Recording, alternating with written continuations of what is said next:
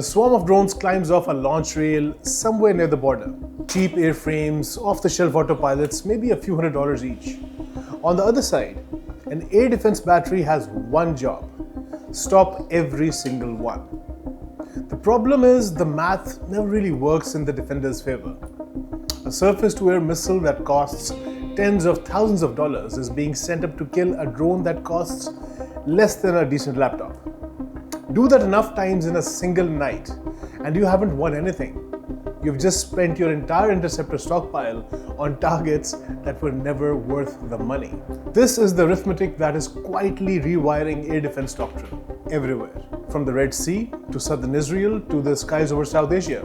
And the answer several militaries are now betting on isn't a faster missile or a bigger gun, it's light itself. Welcome back to Radar Mode. Today's episode is about directed energy weapons. What they actually are, how a technology that once looked like Cold War science fiction became a battlefield reality in the last couple of years, and where Pakistan exactly fits into a race that now includes the US, China, Israel, India, and Russia. Before we get into what these systems actually do, it's worth admitting something. Most of us didn't grow up thinking of lasers as engineering. We grew up thinking of them as magic. For a couple of generations, the laser was pop culture's default weapon of total destruction, complete annihilation. A glowing bolt that vaporizes a big airship, slices through a steel door, or dropped an alien with one clean shot, always with that same theatrical sound effect that has nothing to do with how light actually behaves. Space operas built entire arsenals around it. Cartoons gave every ray gun an instant cinematic kill. Even our action heroes carried them as sidearms, no bigger than a pistol, somehow able to level a complete building. For decades, lasers simply meant the biggest, cleanest, most futuristic way to destroy something on screen. No recoil, no reload, no mess. The real technology took the opposite path. It spent decades being the least dramatic weapon on any battlefield. Too big, too fragile, and easily beaten by a cloudy day. While Hollywood kept promising it could end wars in a single shot. Anyone who actually worked on these programs in the 1990s and 2000s will tell you the gap between the fantasy and the hardware was almost cosmic. Engineers wrestling with chemical fuel tanks and cooling systems the size of a room, chasing a capability that movie screen made look effortless. That gap between the myth and the hardware is exactly why the last 2 years matter so much. For the first time, the boring, unglamorous, real version of the laser, slow, weather-dependent, expensive to build, but nearly free to fire, is actually reaching a battlefield. It just doesn't make any sound at all. So if we strip away all the jargon, and directed energy weapons split into two different families. The first is the high energy laser, or HEL, a focused beam of high intensity light, intense enough to heat, melt, or structurally weaken a target. Modern military lasers are typically solid state, built around fiber optic or diode pump technology rather than the older bunker chemical lasers of the Cold War. The physics is almost embarrassingly simple. It's the same principle as a kid burning a leaf with a magnifying glass, just scaled up by orders of magnitude and aimed with radar-grade precision. Engagement is measured in seconds. The beam holds onto a point on a target's skin. A drone flight controller, a rocket's warhead casing, a missile's optic seeker, either it burns through or the internal components fail. The second family is the high power microwave, or HPM, a weapon that doesn't burn anything, it fries it. Instead of a narrow beam of light, an HPM system floods an area with pulses of radio frequency energy that overwhelms the electronics inside a target. Circuit boards, guidance chips, communications links. Where a laser is a scalpel that needs precise aim at one target, an HPM weapon is closer to a shotgun. It can disable an entire drone swarm in one pulse because it doesn't need to track anything. That distinction, one target at a time versus many at once, is exactly why most militaries, Pakistan included, are pursuing both technologies rather than making one. or picking one of these. Both approaches share the same core selling point, and it's not really about lethality, it's about the cost per shot. A laser engagement burns electricity. An HPM pulse burns capacitor charge. Neither one runs out of ammunition the way a missile battery does after the last interceptor fire. That single fact is why directed energy has gone from a research curiosity to a procurement priority in less than a decade. Not because it's more lethal than a missile, but because it is the first air defense technology in decades that gets cheaper the more you use it. That single fact is why directed energy has gone from a research curiosity to a procurement priority in less than a decade. Not because it's more lethal than a missile, but because it's the first air defense technology in decades that gets cheaper the more you use it instead of becoming more expensive. Directed energy weapons are not new. The laser itself was first demonstrated in 1960, and militaries started chasing the weaponized versions almost immediately. What's new is that they finally work reliably enough to matter.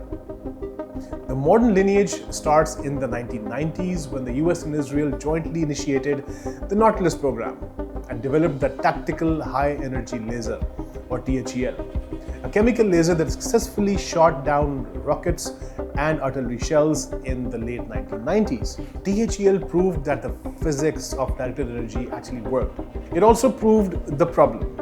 The system was the size of a small building, ran on hazardous chemical fuel, and was never going to survive on a real battlefield.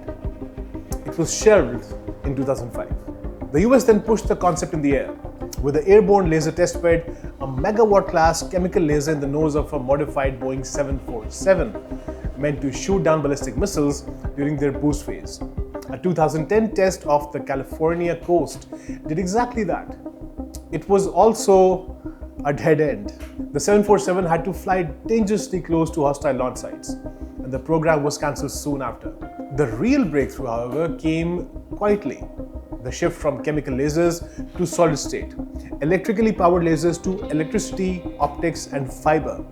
Suddenly, a laser weapon could fit into a truck, a ship, or even a light vehicle. This is the technology behind almost everything fielded today, from the US Navy's shipboard systems to Israel's Iron Beam to China's export-ready designs. The first genuine proof that this smaller, solid-state approach could survive outside the lab came in 2014, when the US Navy deployed a 30-kilowatt prototype called LAWS, or Laser Weapon System, aboard the USS Ponce in the Persian Gulf. Quietly, without much fanfare, it became the first laser weapon any military had ever operationally stationed on an active warship, used there to track and disable small boats and drones. It wasn't powerful by today's standards, but it was the moment directed energy stopped becoming a lab curiosity and started being something a ship's crew could actively operate. Russia claims its own chapter in the story. Moscow says its Peresvet system deployed near international ballistic missile sites. Moscow says its Peresvet system, deployed near intercontinental ballistic missile sites since 2019, dazzles enemy satellites and optics rather than destroying hard targets. Russian officials also claim that a laser called Zadira downed a Ukrainian drone in 2022, a claim both Ukraine and the US have disputed. And so we understand that directed energy remains one of the most exaggerated, least verifiable corners of technological defense messaging. For decades, directed energy was a story of prototypes and cancelled programs that changed at the end of 2026. Israel was the first to field the world's first laser system into declared operational service. Israel's defense manufacturer Rafael made the Iron Beam as a 100 kilowatt class ground-based laser designed to intercept rockets. It also intercepted mortars, drones, and cruise missiles at ranges of several kilometers, engaging at a cost of roughly $2 to $3 per shot. Engaging at a cost of roughly $2 to $3 per shot, compared to tens of thousands, sometimes even millions of dollars for a missile interceptor. A smaller 10 kilowatt vehicle mounted system called Light Beam was declared operational earlier. And Israeli officials say early laser systems already shot down several drones of Hezbollah in October 2024. The US has spent longer on this than anyone else and has less to show operationally. The Navy followed up with the early USS Ponce prototype by fitting the amphibious ship USS Portland with a more expensive,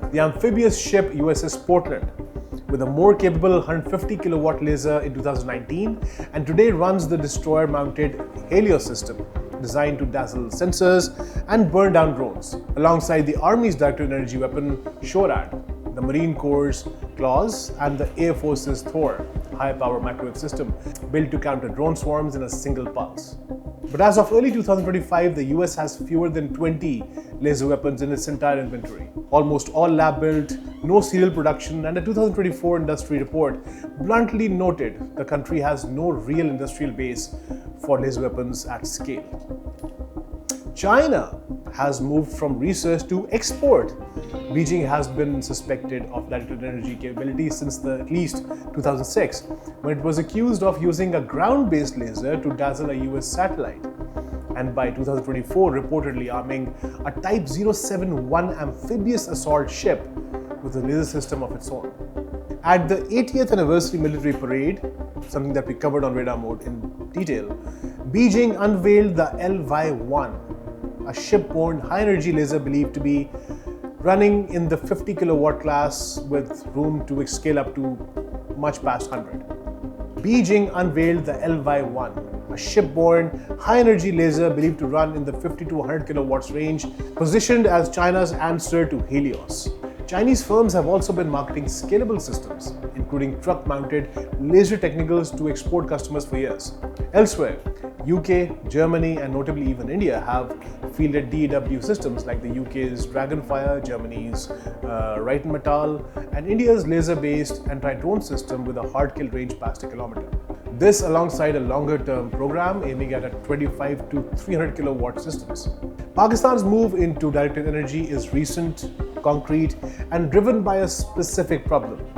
Cheap drones and loitering munitions that traditional air defense is expensive to stop. The clearest signal came in October 2025, when Pakistan's then outgoing naval chief, Admiral Zafar Mahmood Abbasi, publicly stated that future warships could carry directed energy weapons and that the newly established Naval Research and Development Institute, the NRDI, was developing laser-based systems domestically. For years, that remained the extent of what was publicly known, a stated intention, with no confirmed specifications or timelines. That changed with paperwork. In December 2025, the Pakistan Navy's Directorate of Procurement issued a formal tender with a March 2026 deadline for two 10 kilowatt laser weapon systems scalable to 30 kilowatts, along with laser associated radars to be installed on two Pakistan Navy surface combatants, or surface vessels. The technical requirements point squarely at counter-drone and counter-swarm work, 360 degrees azimuth coverage, an engagement envelope out to roughly 2.5 kilometers, and the integration with shipboard sensors, a profile built for stopping loitering munitions and small UAVs, not for downing ballistic missiles or aircraft. It's Pakistan's first concrete procurement step into shipborne directed energy, running in parallel with a separate Pakistan Air Force effort to acquire high-powered microwave systems designed to disrupt or disable the electronics of multiple incoming aircraft without a single kinetic impact. The land-based counterpart to what the Navy is chasing at sea aimed at the same swarm drone problem from a different angle. Alongside its own tender, Pakistan has also been publicly signaling interest in China's LY-1. At the Yangtze Forum, Beijing's biennial defense and security dialogue, and increasingly China's answer to the Shangri-La dialogue. Retired Vice Admiral Ahmed Saeed, president of Pakistan's National Institute of Maritime Affairs, said Pakistan would welcome closer integration with China on high-energy directed weapons. It's language that reflects Pakistan's existing position as a single largest buyer of Chinese arms over the past several years, in a defense relationship that already extends across fighters, submarines, and air defense systems. That interest went from words to product displays at the 2026 Pakistan's International Maritime Expo and Conference in Karachi, where Chinese contractors showcased truck-mounted laser technicals, pickup truck-mounted systems built to neutralize small drones platforms out to about a kilometer, alongside literature for two more serious systems reportedly on Islamabad's wish list, the LY-1 and a system called the Silent Hunter. Silent Hunter isn't a small system. It's a Chinese-developed fiber optic laser in the 3200 kilowatts class that already has been fielded abroad, including reported combat use by Saudi Arabia against Houthis drones.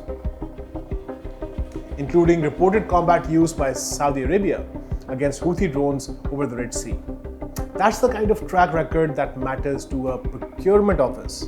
This isn't a laser weapon on a PowerPoint slide, it's one that's already doing the job that it's being sold for. Whether any of this turns into a signed order remains unconfirmed. Some reporting on Pakistan's directed energy push also describes a real undercurrent of caution. Whether any of this turns into a signed order remains unconfirmed. But Western alternatives come tied to political conditions, congressional-style oversight, and long delivery timelines, leaving Beijing as a partner most willing to move quickly and with the fewest strings attached.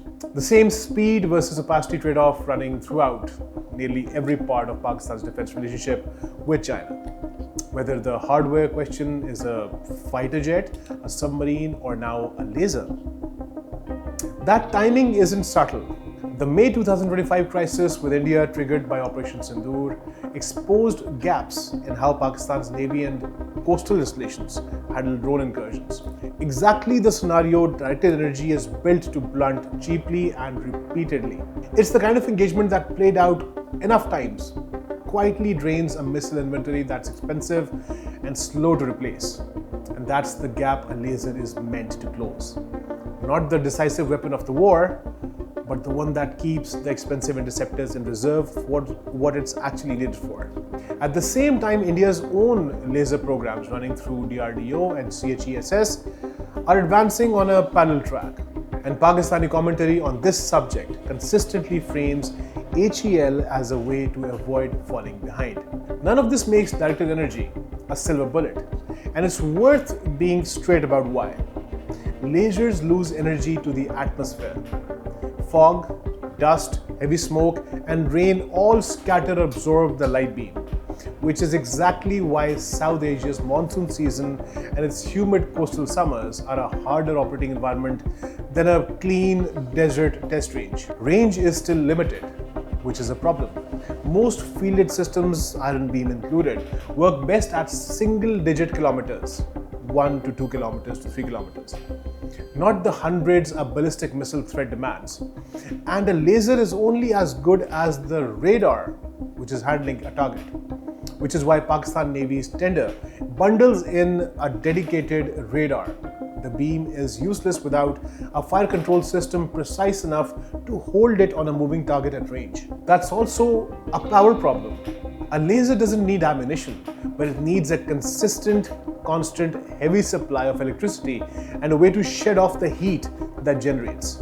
Which is why these systems tend to arrive bolted to a ship or a heavy vehicle rather than something a soldier can carry.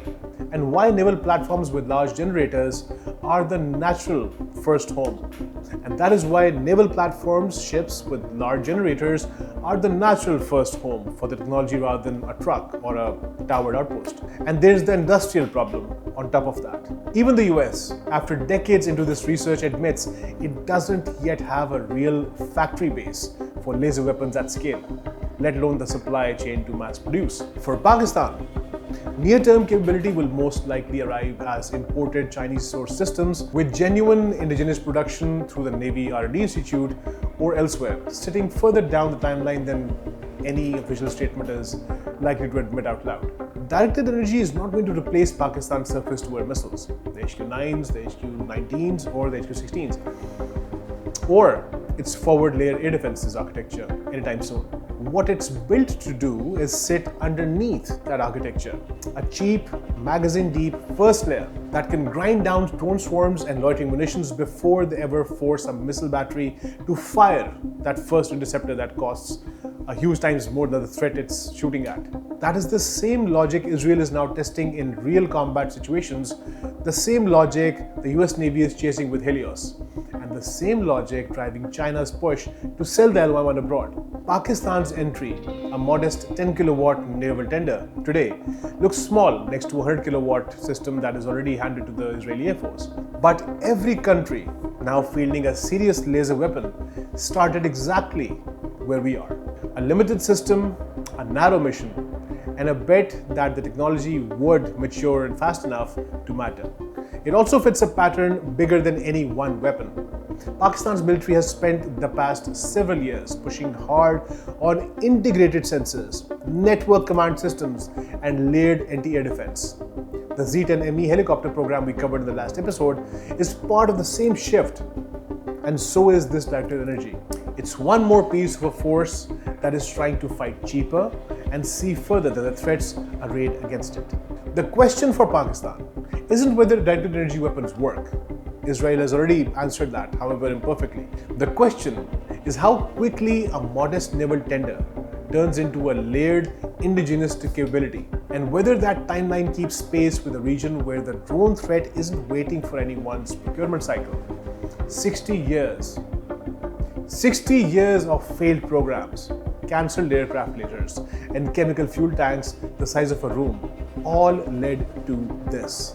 A weapon that finally does what the movies always promised. Just slower, quieter, and a lot less dramatic than anything that we saw on the screen. A weapon that finally does what the movies promised. Just slower, quieter, and a lot less dramatic than what we grew up watching. It's mounted on a Chinese destroyer and now written into a Pakistan Navy tender with a March deadline. For Pakistan, that capability is still going to arrive slowly and mostly imported before it's ever truly indigenous. But the direction isn't the question anymore. The next generation of air defense might not be measured in missiles left in a magazine. It might be measured in how long the power stays on. That's all from me this week. If this episode gave you a clearer picture on directed energy weapons and where Pakistan stands on them, please like this video, subscribe to Pakistan Connect, and share it with someone who needs to see this. Share your comments. Tell us what you think, what we missed, and anything that you would like us to cover next week. We read everything you write. My name is Qasim. You've been watching Radar Mode on Pakistan Connect. Stay sharp, stay informed, and I'll catch all of you next week.